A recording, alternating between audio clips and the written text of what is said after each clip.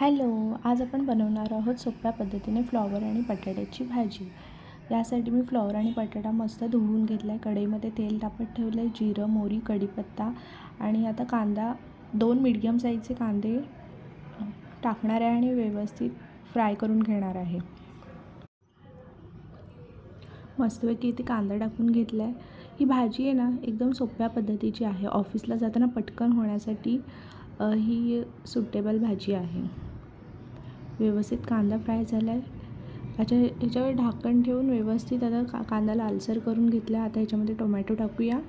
तो पण व्यवस्थित शिजवून घेऊया. आता व्यवस्थित दोन्ही पण शिजलं आहे. आता ह्याच्यामध्ये आपण मसाले टाकूया.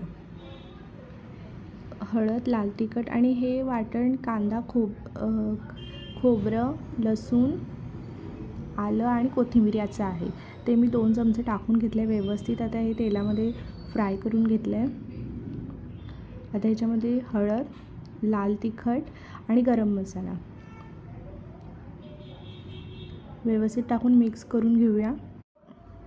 व्यवस्थित मिक्स केला. आता ह्याच्यामध्ये आपण फ्लॉवर आणि बटाटा टाकून घेऊया आणि ही भाजी आपण वाफेवर शिजवून घेणार आहोत. मस्तपैकी व्यवस्थित टाकलं आहे. तर फ्राय करून घेतलं आहे. आता ही सगळी व्यवस्थित भाजी शिजवून घेतली आहे. याच्यामध्ये मी थोडासा चिकन मसाला टाकला आहे आणि मीठ टाकले. आता आपली ही भाजी व्यवस्थित शिजली आहे. आता ह्याच्यामध्ये आपण कोथिंबीर टाकून ही भाजी सर्व करणार आहोत.